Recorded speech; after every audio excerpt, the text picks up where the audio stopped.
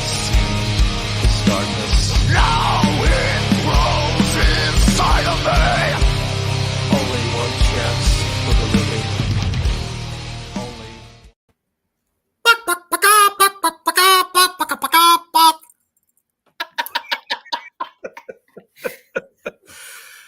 That's like fucking blood, right. nature, fried chicken, gasoline. Make sure to get your ticket for the latest murder ride.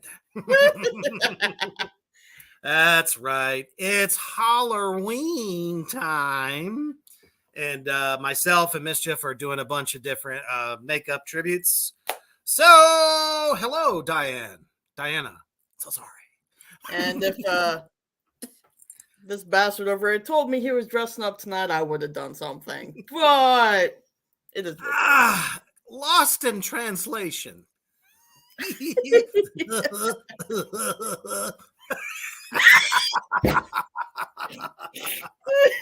You asshole. Anyway, why don't you take your mama home some chicken and shut the fuck up? Anyway, yeah, it was definitely kind of a last minute deal, so I do apologize to my brother from another mother. So, as you guys know, most of you know out there that Sid Haig is one of my favorite actors of all time. I've been watching him since the early 80s. Anyway, that just tells you how old I am. Anyway, so I decided to do a little bit of a tribute this Halloween for him. So definitely let's keep him in our minds and thoughts, and you know, wherever he is, I know he's making them laugh the fuck up. Ooh, yeah. So where we left off last time. On a fucked up fucking list known as Loudwire's top 66 metal albums of the last decade. So that's what, 2010 to 2019, 20? Yeah, they call it 2010 2019. So yeah. Oh, isn't that 9 years? Or is it actually 10? I don't know. I'm fucking stupid. I don't know. Any damn way. We kind of sort of skipped over a couple. Just because, you know, either we didn't know them very well or they just weren't very notable. Probably didn't belong on the list in the first fucking place. But we will definitely mention who, you know, at different times. So we're going to pick back up with actually a pretty damn good band from 2015, actually. I think it may have been...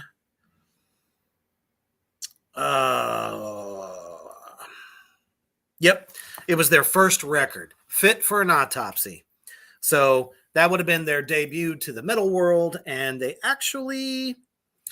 pretty good stuff.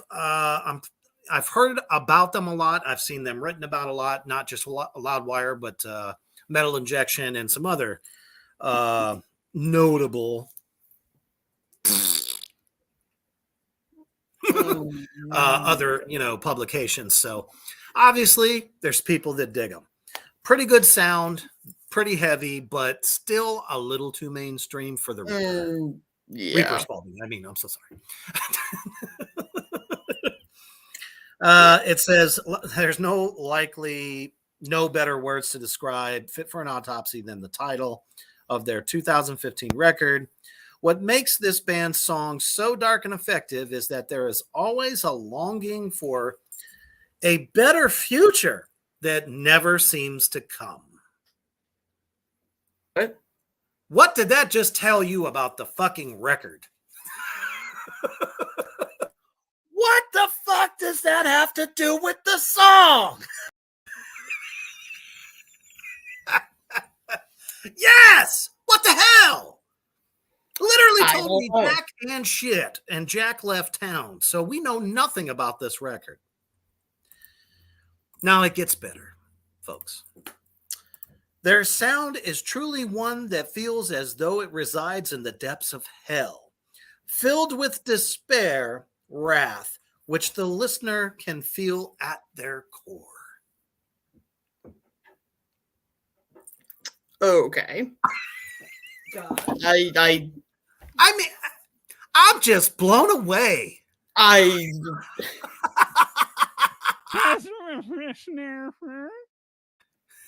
What's up, Kyler?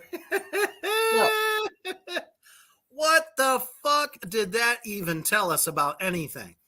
I don't know anything about riffs. I don't know anything about drums. I don't know shit about nothing. No. Fact of the matter is, if you like a little bit of like, I don't know, almost kind of metal, it's like metalcore / something. Yeah. It's definitely up your alley. I know a lot of people that I know personally in the business that really dig them. So, you know, I got nothing but good things to say about them.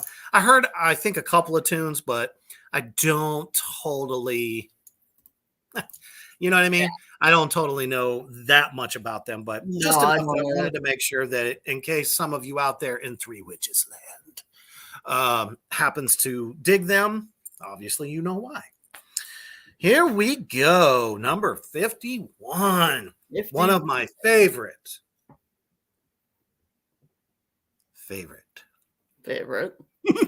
Doom metal bands. Motherfucking High on Fire. So.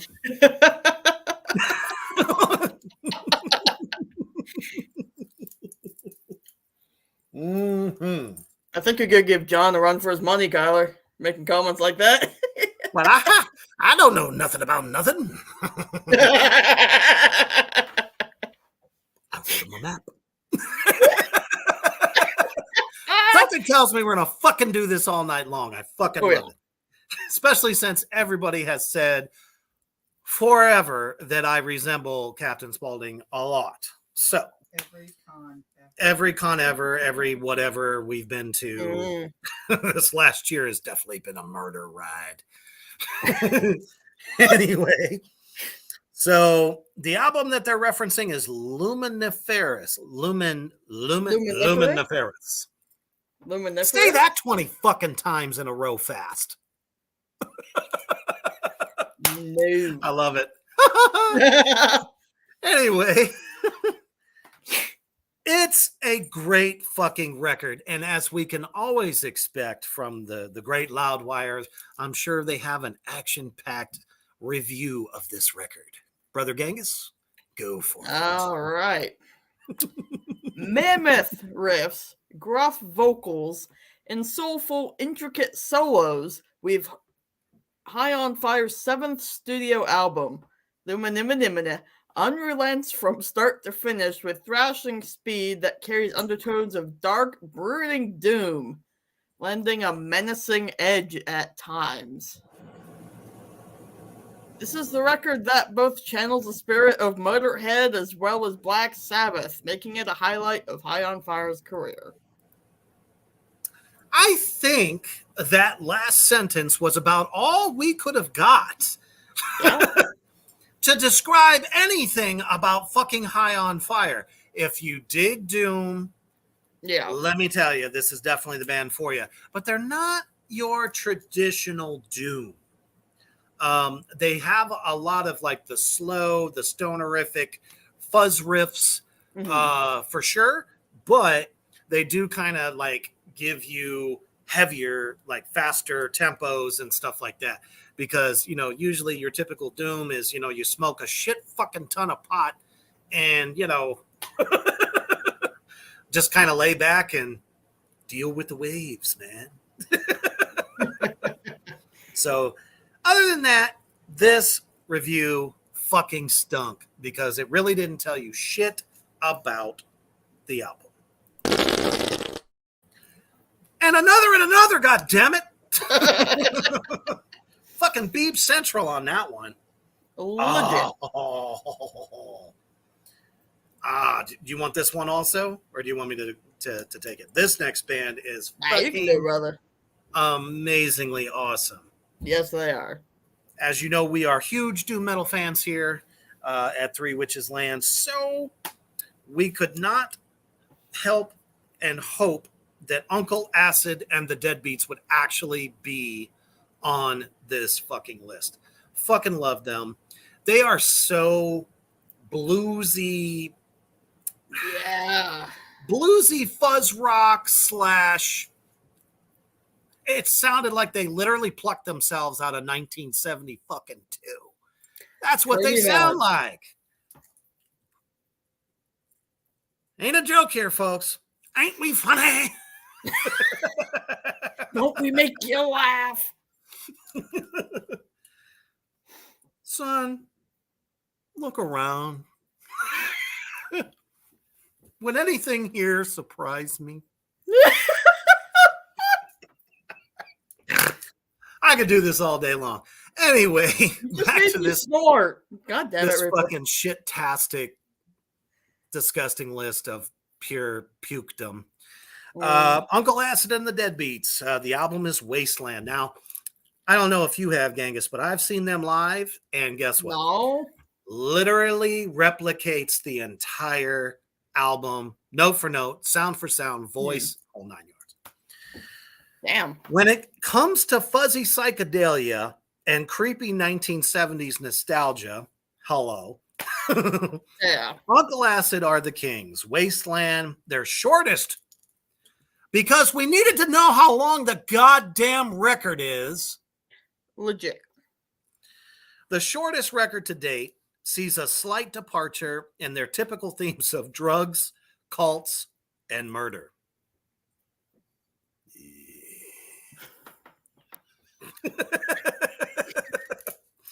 Okay. And rather focuses on a dystopian post-apocalyptic world as a response to our present dependency on technology. Okay, well, what exactly does that not have to do with drugs and cults? Exactly. Oh, here we go. What? Tutti fucking fruity! Or as Bill Moseley said, there is no tutti fucking fruity in your future.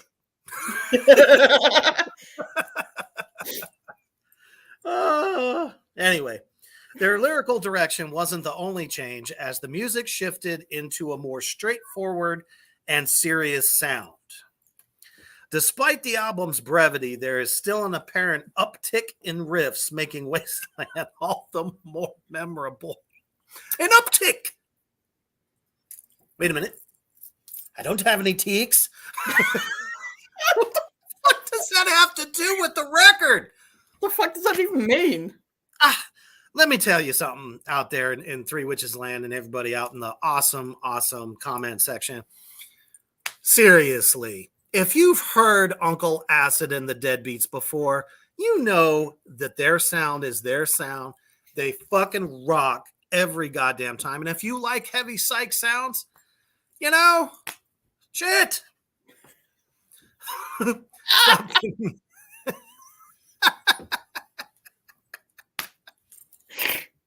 I have the emotional support whiskey right here on tap.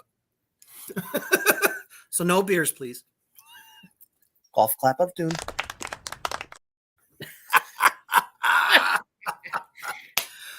Oh, too awesome. So, like I said, who cares if the record was 42 minutes long? How long was every fucking Misfit song ever written? 2 minutes? Yeah, maybe. 1 minute, 45 fucking seconds? Yeah. You literally can get through Legacy of Brutality in under 20 fucking minutes, guys. Seriously. Who fucking cares? If the shit rocks, it rocks. And let's face it, Uncle Acid and the Deadbeats are here to stay. They ain't going nowhere. No, they ain't. Now, I don't know shit about I don't know nothing about nothing. About 49. Me neither. Based on what it says here, I think it's like symphonic black metal, which is good, but I don't know this one. Well, now I like me a little melodic black Absolutely. metal. If it's Flesh God Apocalypse. Right. If they don't show up on this list, I'm coming for you, motherfuckers. I could do a what is it, a fourth sequel? Risen from the grave. Yes. His illegitimate love child. I do it. I totally do it. Hey, if you're listening out there, Rob, let's do it. All right, take it easy over there, Anton Haig. Right.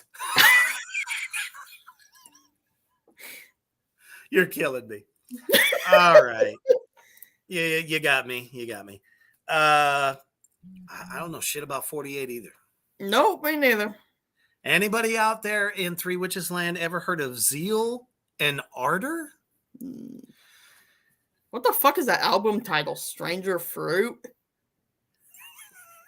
Yeah. Kind of reminds me of one of the album titles for totally not a metal band, but shit.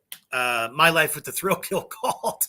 Although I think that was called like Strange Fruit. I don't know. Something like that. Anyhow. We don't know shit about them. Nope. They debuted in 2016 with an album called Devil Is Fine. Okay. Gotta tell you, after perusing through the little bullshit review here by motherfucking Loudwire, who seems to think that they know how to write. But then again, they haven't been to Gangis' school for writing a review. Exactly. So, we're going to skip this because it tells you literally nothing about the fucking band. Do you know anything about the next one? You know, I'm starting to wonder if, you know, they had taken a massive beeb and, you know, they're wiping their ass, right? And suddenly these little band names just kind of formed on the toilet tissue and said, hey, let's write about it. We ain't got no original fucking thought. Hey, what up, bestie? I see you. What's going on, Steph? Oh, my goodness. Seriously, who the fuck has heard of word? Woods of Ypres? Woods of Ypres? Ypres? Oder Surroundings? I don't know. Come on, man. Where did they find these? Woods Part 5, Gray Skies and Electric Light. It sounds like they've been doing a lot of ecstasy and never reached their destination. Yeah. I don't know. Maybe some of you out there happen to know. I don't know. I'm not familiar with them. So in the comment section, if you know them, let us know what you think of them. Otherwise, we're going to move the fuck on again. Yep. Yeah, you're actually, right. That is true. Before we actually went live, I was seeing myself in the camera, really. And I'm like, I guess everyone was right. Moving on to 46. Okay, now I've heard of these guys at least. So I'll let you take this one, brother. All right. If a friend asks you about the 2010s Doom Renaissance, send them a link to this album. Is that what they're calling it? Apparently. The Doom Renaissance? Doom's been around for 30 fucking years plus. More like closer to 50. Probably. Yeah. Agreed. While trudging along at a snail's pace, Paul Bearer keeps Foundations of Burden progressive and immersive, while the band's multi-layered vocals separate the group from the Doom pack, creating more beautiful, hypnotizing listen. You can't go wrong with any of their records, but this one is their Holy Mountain. What? Did they just reference Dio by chance there? I think they did, and why? How dare you? Okay, we're talking about the band Paul Bearer, okay? Anyone who knows Paul Bearer, they bring the heavy, okay? Mm-hmm. They really do. They are in the Doom-esque. It's like nowadays, if you have a fuzz fucking sound and you're playing fucking slow, you're Yep. considered Doom. So, and you're playing through orange amplifiers. It's all synonymous. Thank you, Tony fucking Iommi. Anyway, I mean, he's the godfather of riffage. But anyway, you know, they keep Foundations of Burden, which is the album title, Right. progressive and immersive. Can we look up the fucking word immersive so I can see if it's got fucking shit to do with anything with this band? I basically know what that means, but I'll get the official definition. Give me that. We want the motherfucker. We want it. Providing, involving, or characterizing by deep absorption into something. Fuck your mama. Yeah. What?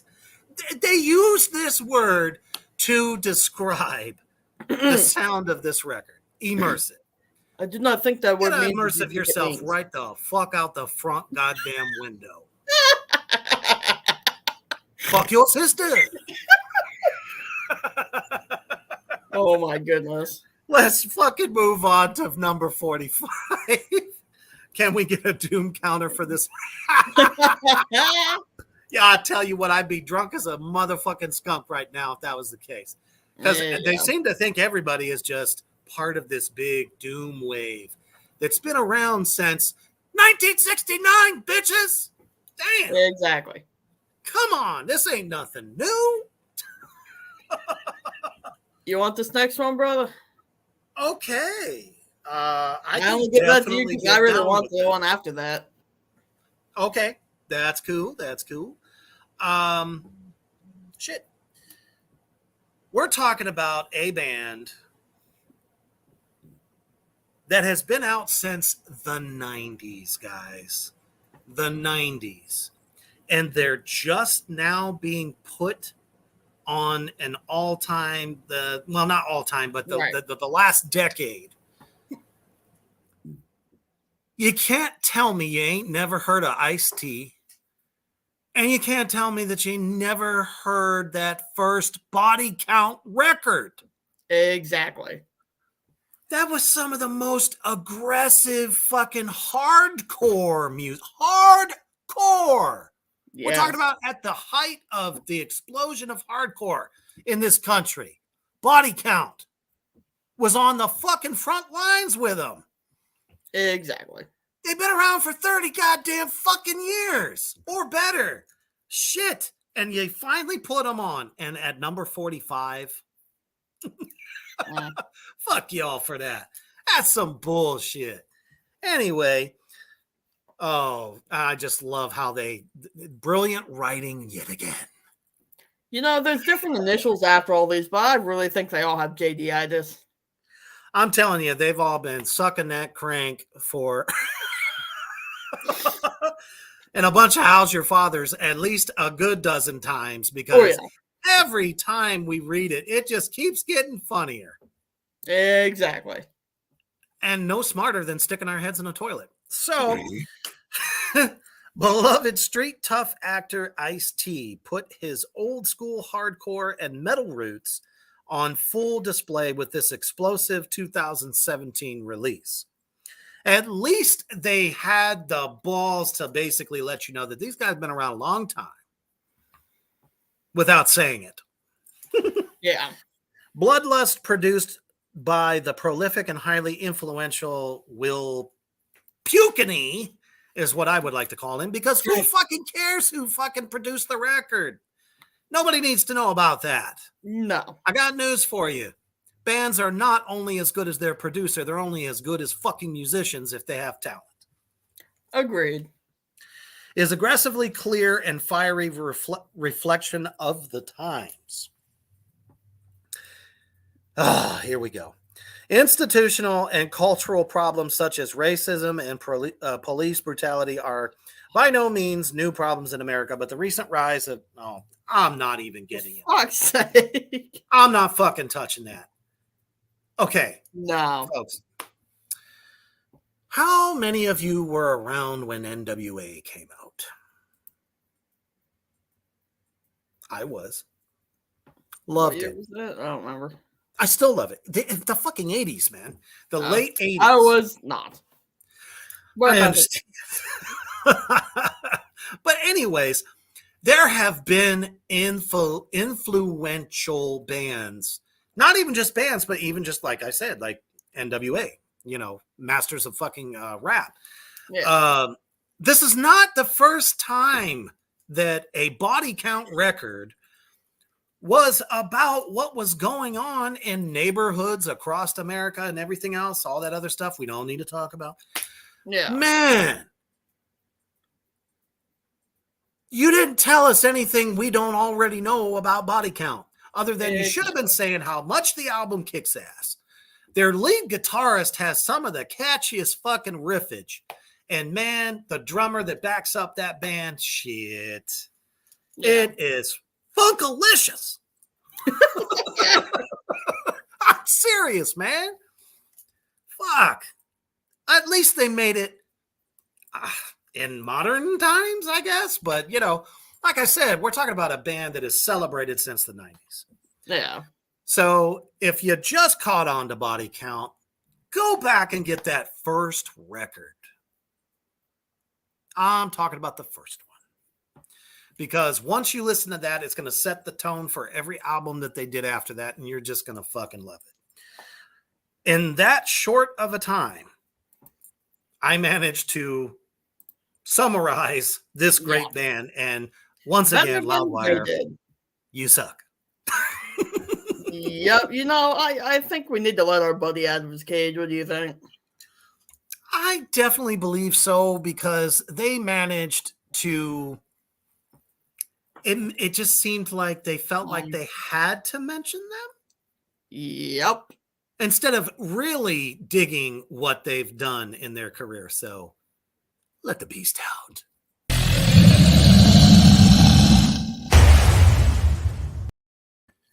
Again and again, and a beam on your fucking heads. Goddamn. Yeah. Take your mama home some chicken. Oh, jeez. All right. This next one. One of my all-time favorite bands. I'm happy they made the list. Of course they did. They're fucking popular these days. But they've been great since they first came out. Agreed. But right off the fucking bat, I can't believe what they're even saying here. Oh, dude, I saw like a quarter of it, and I was like, are you serious? I would much rather have somebody fucking tickle my nipple instead of reading this piece of garbage. No, talk about ghosts. You have to have your taint tickled, not your nipple. Courtesy reach around? So we're talking about ghosts, and of course we're talking about their 2013 album, Infestissimum. Say that one 10 times fast. Oh, please. And all right, so this chuckle fuck says, Ghost's second album and major label debut, Infestissimum, is a gloriously doomy affair. Okay, maybe you could say something for like Year Zero being one of their heaviest songs, but still not doomy in the slightest. They were compared to the pop version of Merciful Fucking Fate for a reason. I call them like satanic heavy Scooby-Doo music. I'm in. Yeah? I am in. Yeah. Let's make that a fucking subgenre of metal. God damn. I wish we would. Seriously. I think most people would be like, fuck yeah, sign me up for that shit. This review just gets worse. Of course it does. A record that lyrically charts the events following the birth of the Antichrist. The LP's 10 tracks are shrouded in themes ranging from anxiety to sex, and it's all wrapped up in the band's characteristically mystical sheen. It's not Ghost at their absolute best, but this album was a fine foundation in which Tobias Forge and company could grow their global cult following. You know, I've said this a lot. I've had this argument a lot with a lot of people I've known over the years.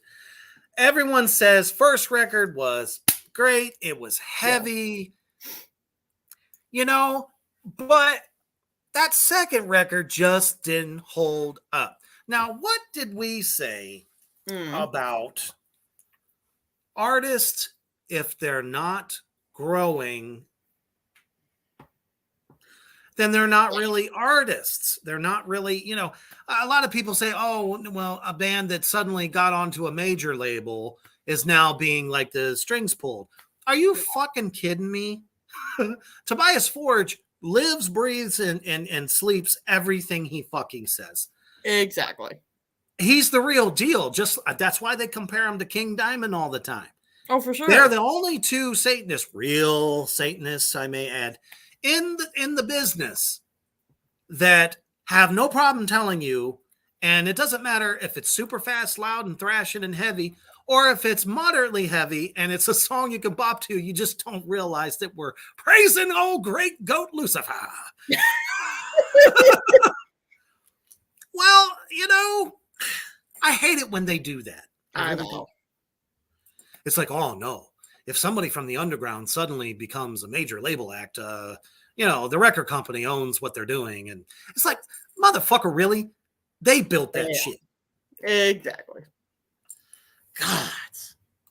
So that review absolutely fucking stunk.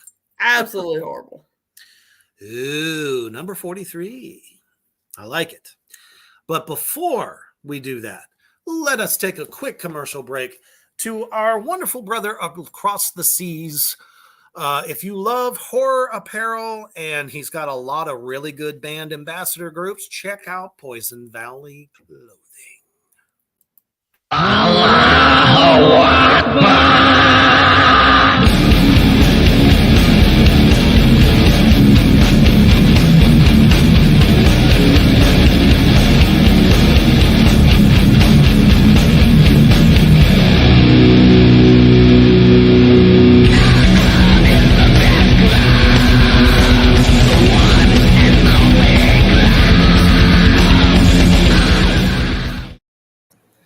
Hell yeah. If you are looking for something other than the usual mainstream horror apparel, you can get yourself a completely customized horror shirt, horror inspired, whatever you're looking for, they can fucking do it for you at a great price, and they ship fast. Poison Valley Clothing, Facebook, check it out and get yourself one. All right. So this next band we're going to talk about is Converge. Now, I'm actually surprised that they made the list. So am I. To be quite honest. So, not because they're not awesome, but they're not as highly advertised, pushed. Yeah. I don't know. It's like if they ended up on somebody's tour, you learned about it. Well, at any rate, so it says after 2009's Collaborator Heavy Axe to Fall album, Converge stripped things back on All We Love, We Leave Behind. The four members of the band are the sole performers who appear on the 2012 effort. Okay. Did we need a fucking history lesson? They seem to think so. Motherfucker, really? All right. Jagoffs. That encumbered outlook extended to the recording process. Renowned metal producer and Converge guitarist Kurt Ballou exploring the band's signature sound in fly-on-the-wall fashion. Let's think about that for a second. What the fuck does that have to do with anything about this record? A fly-on-the-wall fashion? What? The only thing a fucking fly does on the wall is just kind of looks around, Maybe leaves the poop behind. Maybe pukes. I don't know. Maybe he's fucking another fly. Fly Probably. fucking. That has nothing to do with the sound. For real. Fucking hell. Anyhow, Yeah. That's one of our, 15 days of Halloween. So decided to go with my all-time favorite icon, Mr. Sid Haig. Anyway, but it all adds up to the Boston hardcore bastion's most appealing effort since 2001. That's another thing. They've been around a long fucking time. They got a great body of work. If you're a hardcore fan, man, anytime somebody says Boston hardcore scene, this is one of the bands you think of. Absolutely. They were right up there with Hatebreed and a lot of the other ones. So it's like, why are they just now being talked about? It's another thing, just like Lamb of God. Those motherfuckers that were killing it for 10 fucking years before they actually suddenly became a household name. It's like Phil Anselmo from Pantera at the time had to wear one of their t-shirts for them to even get noticed. Yeah. Pretty fucking much. Hell. Talk about, bands being family like that, which is totally killer. I wish they would do that to this day, but they do not. Whereas the record captured the band's output at the cusp of their youthful effectiveness. Okay. So are you saying as we get older, we don't deliver like we used to? Apparently. Maybe you can't get it up anymore, but god damn it, Ozzy's still killing it on stage at the age of 73 and held up by a back brace. And he's still delivering. You cannot tell me that a band does not grow both in sound, artistry, lyrically, over a period of 12 fucking years. Come on, get the fuck out of here. Yeah. So anyways, it wraps it up with All We Love documents the tricks learned and perspectives gained when the same group of musicians became road-tested scene leaders. Did he just punch him in the fucking balls? Yeah, he did. Yikes. What? I'm a little stunned at that. I am literally too. just punched them straight in the balls. We're talking about legends of hardcore here, right? And he's like, they learned some new tricks and, gain some perspective on life, as though life never changes for anybody. Exactly. It's the same shit when they attacked Korn. Exactly. It ain't no different. It ain't no fucking different. PT, it means pussy twat. You stupid fuck. You can't write for shit. Nope. Here we Talk go. about one of your newer all-time heavies. Oh, yeah. I'll let you take this one, Brother Gangis. All right. Let's see. The band is Periphery, and album is Periphery 2. This time it's personal. And they say Periphery's sophomore effort is the record that separates the band from your average gent and slam musicians, showcasing a rare penchant for progressive technicality that could undoubtedly hold up against giants such as Dream Theater or the Devin Townsend Project. What? Fucking Dream Theater. Devin Okay. Townsend has some talent, but Dream Theater, you're comparing someone to Dream Theater as a compliment? Townsend Project is very good. It's very different. It's very prog kind of metal. Right. But if you're going to tell me that you're going to take a band like fucking Periphery and try to compare them to the likes of Dream Theater, fuck off. That's some bullshit. Unlike the rest of the band's discography that leads one way or the other, Periphery 2 is the perfect amalgamation of genres, blending unlikely influences to produce intricate, groove-laden brutality from start to finish. Abso-fucking-lutely. That's the one really good thing they ever said. Thank you, Hugh. Just gotta tell you, Spalding was always bald, and I have always been bald too. So, peace. Oh my goodness. Anyway, so moving on there. Periphery is definitely one of like the gentiest bands ever. I actually found him through a YouTuber who does nothing but like guitar. And he was talking about his list of like the heaviest bands that he listens to. Yeah. And that was one of them, man. And I'll tell you, I heard that first fucking track. I couldn't fucking believe it. So good. Absolutely. So good. So, like I said, for them to kind of say that they're very Dream Theater-ish, not even. No, not at all. No. Maybe Gojira-ish? Sure, I'd be good with that. I would be good with that. But definitely not fucking Dream Theater. Fuck Dream Theater. Absolutely not.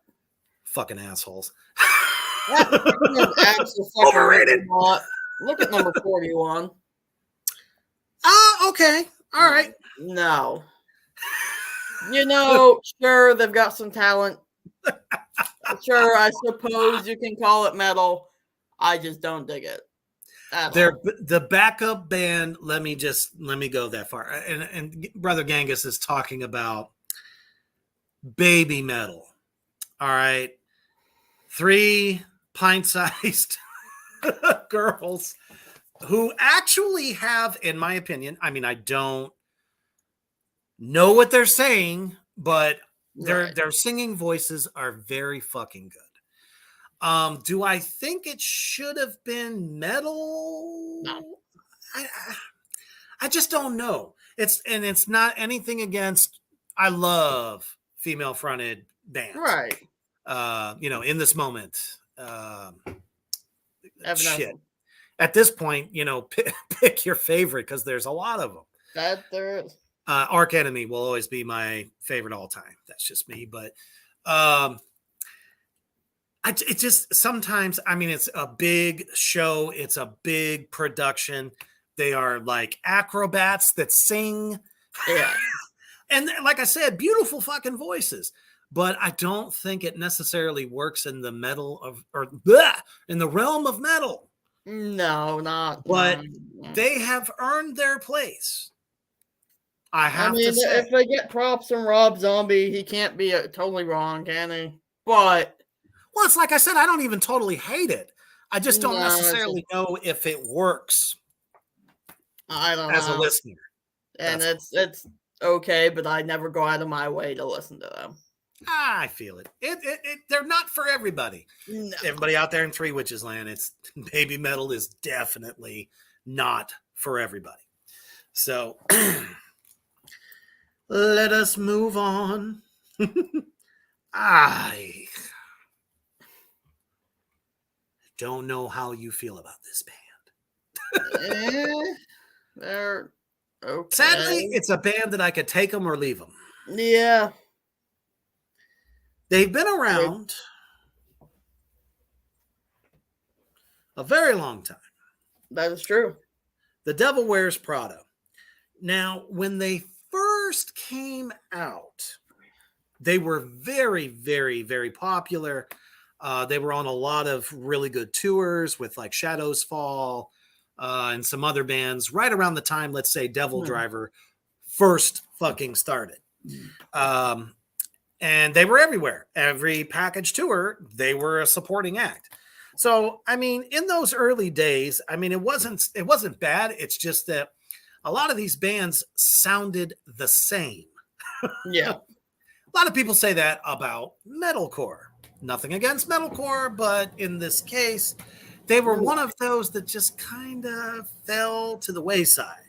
So they chose Dead Throne from 2011. And it says that it is significant because it marked the evolution of the band in terms of both sound and stature. Want to know why? because when they first started, they didn't sound anything like they do on this record. This is a classic case of they listened to management and the people that track trends. Yeah. And that's what you get. So if you're a fan of it, awesome. I just not my thing. No. I don't know. That's why I said I can take them or leave them. So moving on. Oh goodness, this is a sore spot. Sore spot? Unfortunately, the lead singer of this band has gone on into the veil. Yeah, that's true, isn't it? I forgot about that. It's kind of a sore spot because this band, you want to talk about road warriors? These were the guys. The band we're referencing here is the Black Dahlia Murder. So, great band. The vocals, and that's one of the things that stands out for most people, is the lead singer of that band. Wherever you are, brother, hope you're still rocking. Absolutely. Was just unstoppable. Great voice. Nobody else sounded quite like him. And of course, as you guessed it, nothing in this review says anything like that. No, it doesn't. So other than, trying to tarnish any part of their legacy, I'm not going to read it. No. Oh, of course. There's that one is a JD. That explains it. Oh, of course. Of course. That's why it's so shit-tastic. Yeah. All right. Number 38. Number 38, Trivium. The album is In Waves from 2011.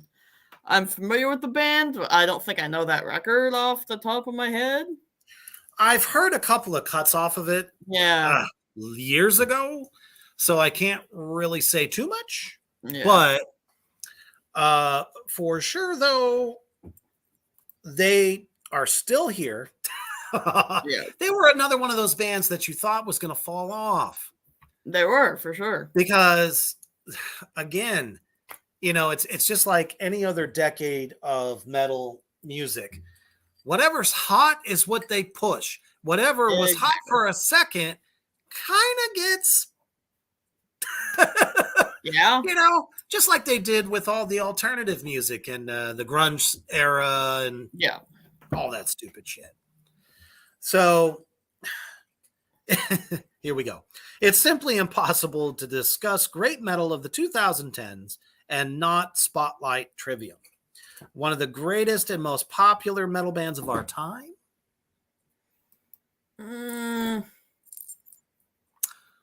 I might put them in the top 100 list.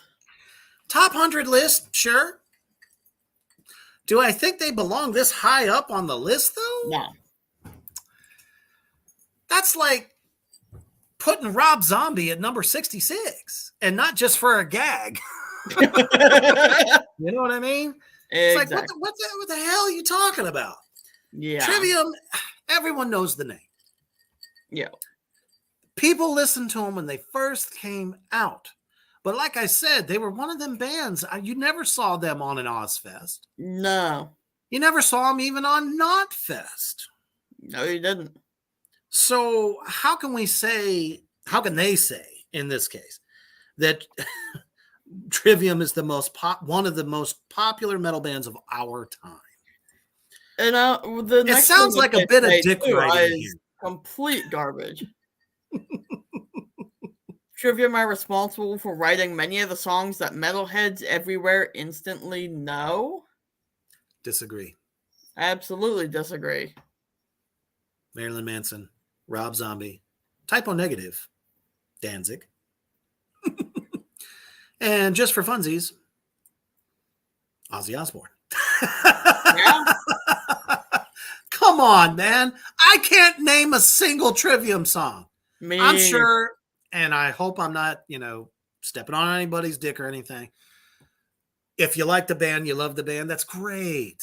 Like what you like it for you, not because it's popular, but because you actually genuinely dig it. Yeah. But I gotta say, out of a sea full of bands, I would have picked Shadows Fall Agreed. instead. All right, and that's totally cool, Brandon. Good for you. There ain't nothing wrong with Trivium. They're just, I don't know. We're talking about that period of metal that had so many breakout bands all at once. It is hard to say that Trivium is one of the most popular. Yeah. They said the most popular. Now, Slipknot, I can get with. I can get with that. And I'm surprised they haven't even been referenced yet. So am I. We counted down from number 66, and they still haven't mentioned Slipknot or Yeah. Rob Zombie or Marilyn Manson. Maybe I'm thinking the wrong decade. I don't know. No, but I'm pretty sure all of them did shit in this decade. As am I. For sure. Now, number 37, I don't know shit about. Me neither. So, with that in mind, let's take a quick commercial break.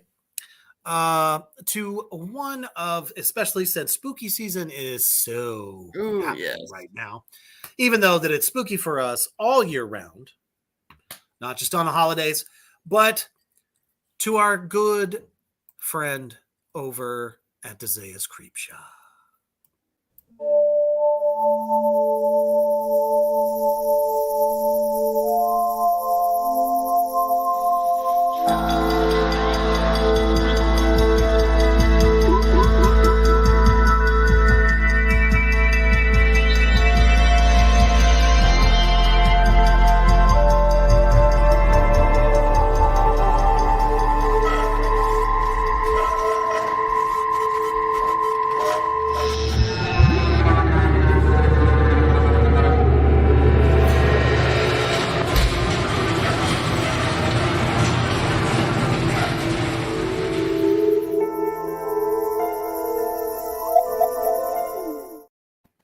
We have a new show debuting next week that literally I need that apron for. Every fucking time we show that commercial, I have got to say, Desaia's Creep Shop has come a long way from a store of 5,000 followers on Etsy, has now grown into practically a worldwide phenomenon. So much that she is now at DesaiasCreepShop.com and has upped her game from all those wonderful handcrafted people. Yes. These are not the big machine stuff. This is handcrafted stuff, those dolls, all of the items that she sells. Please, if you are a fan of all that is spooky and fucking gory and shit, if you're a Satanist like me, go check her out. Absolutely. At DesaiasCreepShop.com. All right. Now, this is a fun band. Relatively new. Just, as you know, probably in the last decade here. A band called Tribulation, which this is their third album called The Children of the Night. I understand that it's a little pretentious. Just a little. Just a little bit. But Kiss, I can take it or leave it. I'm more of a fan of early Kiss. Yeah. So, anywho, Tribulation is one of Sweden's, well, probably, I think it's their only major vampiric metal band. Yeah. So you can kind of already see where this is going. They're like Cradle of Filth, but there's a lot more clean singing. Yeah. Not all the growly, oh, I'm a fucking vampire. You know what I'm saying? Yeah. You don't really get a lot of that hokey pokey shit with this band. So, let's see here. It says, but it might as well be their first after rebooting their sound like they had done on 2003. You know what? I actually think we've talked about Tribulation before. And I know where this has come from. There was a list that we shredded many moons ago that was talking about Doom or God. It was like a big Doom or Goth list or something. There's like 100 fucking records on there, and they popped up. That's a Goth list. The reason I remember it so fucking much is they talked about how they changed their sound 50 goddamn times. I remember, yeah. Oh man, you can only reboot your band's sound and expect to keep your fans so much. That is true. So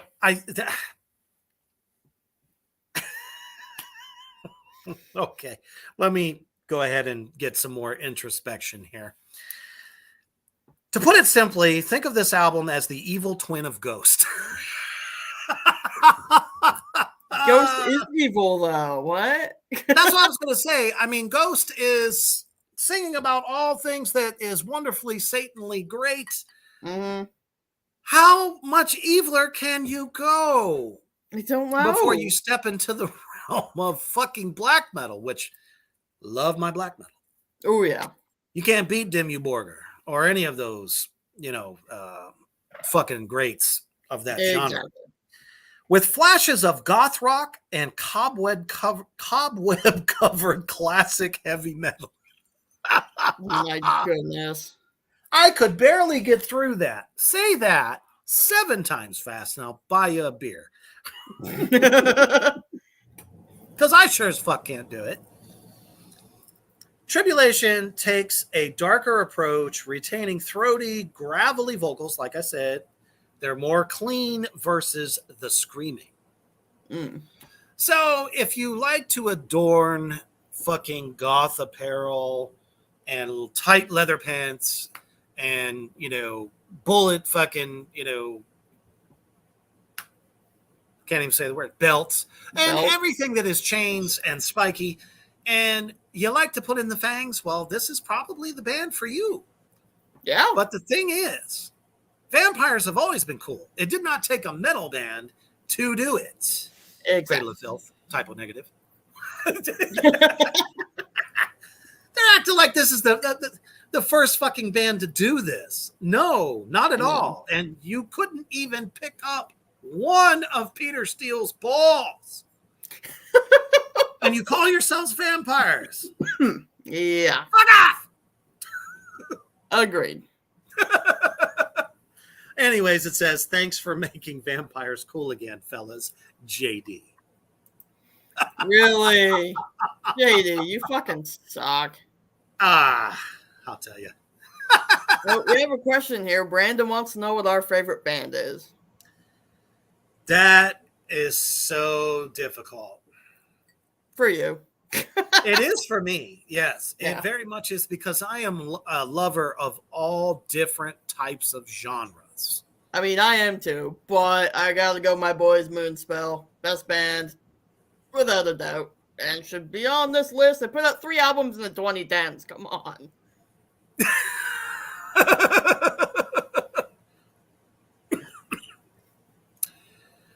Oh, I hate this question. I really do.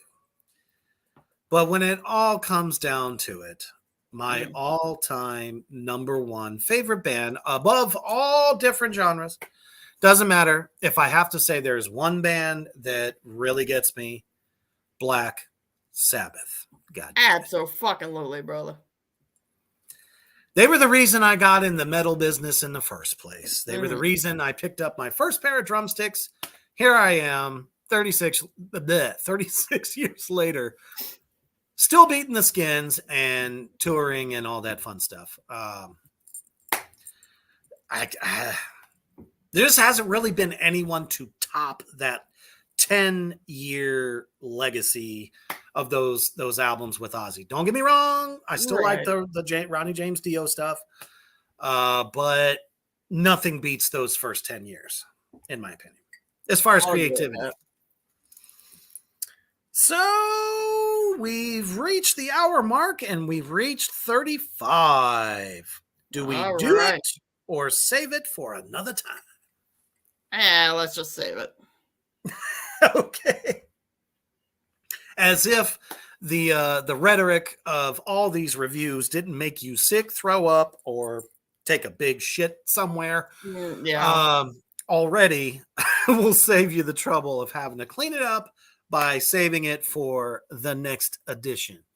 So thank you all so much for tuning in tonight. You've all been awesome. Thank you to everybody out there in Three Witches Land, the comments section. We love you. Absolutely. And but when you're about to lay down and rest your head on a pillow, stay heavy.